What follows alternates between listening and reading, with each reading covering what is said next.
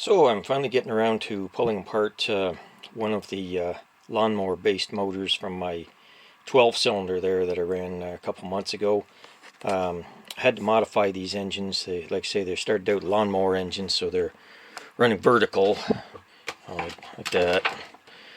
So I made some changes to them to make them run horizontal, and I wanted to pull one apart to see how well the changed parts held up there. So I'll tear the crankcase apart and have a look and see.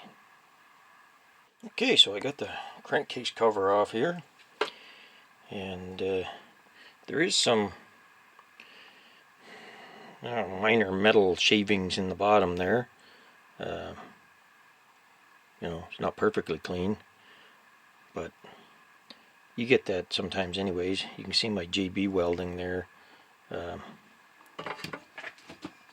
in this area here, and I cut that slot in there and filled the one here, and cut a new slot in here and filled the one up here, and then I added this aluminum fin here and made a V slot leading to it there, and then ground most of the way down, basically per a horizontal shaft engine, just to try to duplicate the oiling system there.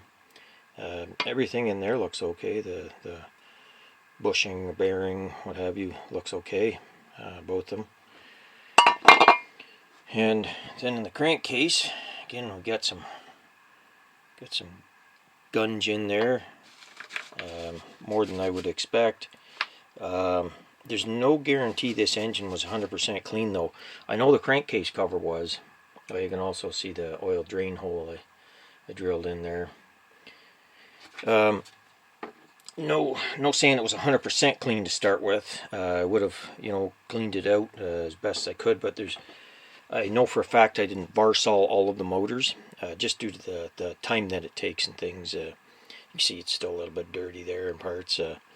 I got in a bit of a hurry there towards the end, so, but you can see my the stock Briggs oil dipper that I added on there from a horizontal shaft engine.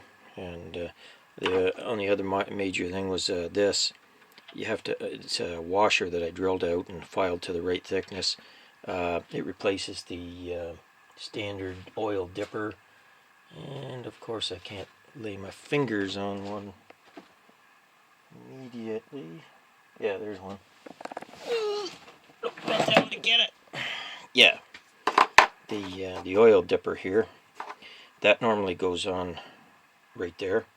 So when you remove it, because you don't need it, you have to make up for that shim thickness there. I mean, the person could just cut that off, but these dippers have some value, right? You don't give them away if you need one that's broken. So instead I just go with a washer there, and it looks like it spins around a bit. It's polished up a bit on the surface, but where it rides on the camshaft, crankcase cover surface there, it looks fine. So everything appears pretty good. Like I say, there's a little bit of sludge there, but that's common. You get that in the sump. But the oil itself, there's some oil at the back, and it's still nice and yellow. So all in all, everything looks good. I'm not even going to pull the cylinder head off this. I'm sure the cylinder's fine. There's no reason it wouldn't be.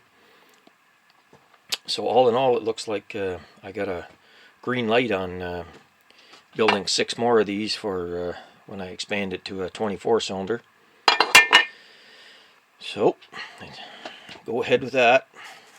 Now I'll get back to that cast iron block Briggs Model 6 there.